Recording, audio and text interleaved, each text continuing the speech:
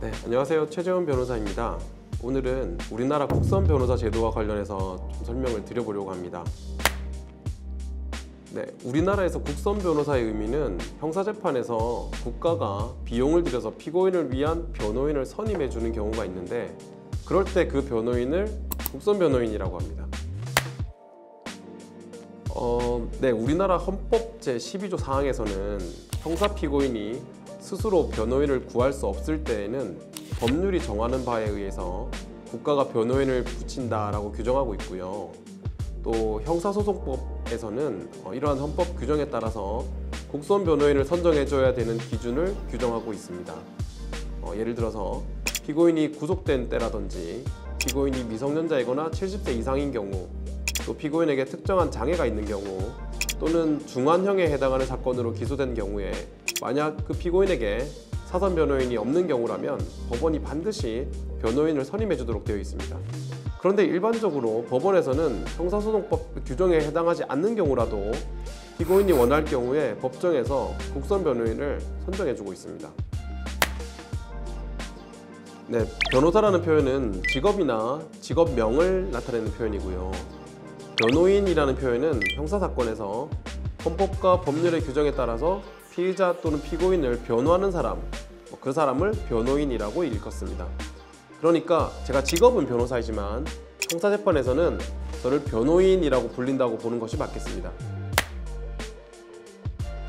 네, 크게는 우리나라 국선 변호사 선발 시스템이 이원화되어 있습니다. 일반적으로 사선 변호사로서 활동하는 변호사님들 중에 본인의 일과 병행해서 가끔 국선으로 맡은 사건을 하는 경우가 있습니다. 그런 변호사님을 일반 국선 변호사라고 말을 하고요. 그것 말고 법원에서 공고를 내고 별도의 절차에 따라서 시험을 보고 면접을 보고 높은 경쟁률을 뚫고 선발되고, 그리고 법원에서 매달 정해진 돈을 받으면서 국선 사건만 하는 분을 국선 전담 변호사라고 부릅니다. 저 같은 경우에는 이 국선 전담 변호사를 일을 했고, 당시에 15.5대 1이라는 높은 경쟁률을 뚫고 국선 전담 변호사로 선정되었었습니다. 이것도 아직 부산고법, 최재원, 국선 전담 변호사 이렇게 검색해보면 아직 뉴스가 검색이 되더라고요.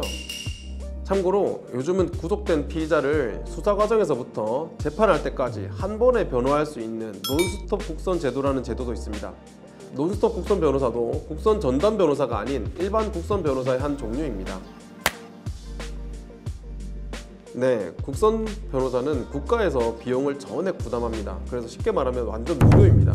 다만 일부 재판부에서는 형사재판에서 판결을 선고할 때 예를 들어서 억지 주장을 많이 했거나 명백한 거짓말을 계속 반복하는 등 죄질이 안 좋은 피고인한테는 국선 변호인 비용을 포함해서 소송 비용을 전부 부담시키는 경우도 있습니다. 사실 형사소송법상 유죄 선고를 하는 경우에는 소송 비용을 피고인에게 부담할 수 있도록 근거 규정이 있습니다.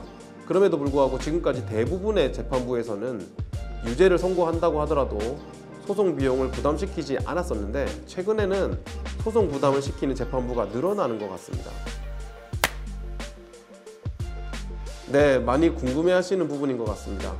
일반 국선 변호사의 경우에는 단독 사건의 경우 한 건당 30만 원, 합의부 사건의 경우에는 한 건당 40만 원 정도를 받습니다. 근데 물론 사건이 좀 어렵거나 쟁점이 많은 경우라면 그 일반 국선 변호사님이 별도로 신청을 해서 보수를 증액해달라고 신청하는 경우도 있습니다. 그리고 제가 했던 것처럼 국선 전담 변호사의 경우에는 처음 신규로 국선 전담 변호사로 위촉이 되면 2년 동안 월 600만 원, 그 뒤 2년 동안은 월 700만 원, 그리고 그 뒤에 2년 동안은 800만 원을 받게 되고, 그러한 변호사 보수 외에 별도의 국선 전담 변호사 사무실 운영비로 약 한 50만 원 정도를 매달 지원을 받습니다. 그리고 이제 월급처럼 매달 정해진 돈을 받기는 하지만 이 돈이 사실 월급은 아니기 때문에 별도로 세전이냐 세후냐 이런 개념은 없고요. 그 금액을 받게 되고, 또한 국선 전담 변호사는 부가가치세 면세 사업자이기 때문에 이런 부분에서 세금 혜택도 받고 있습니다. 이처럼 국선 변호사가 누구인지 또 어떤 일을 하는지 등에 대해서 간략히 한번 살펴보았습니다. 다음번에는 국선 변호사에 대한 오해나 잘못된 사실에 대해서 이를 바로잡는 시간을 가져보도록 하겠습니다.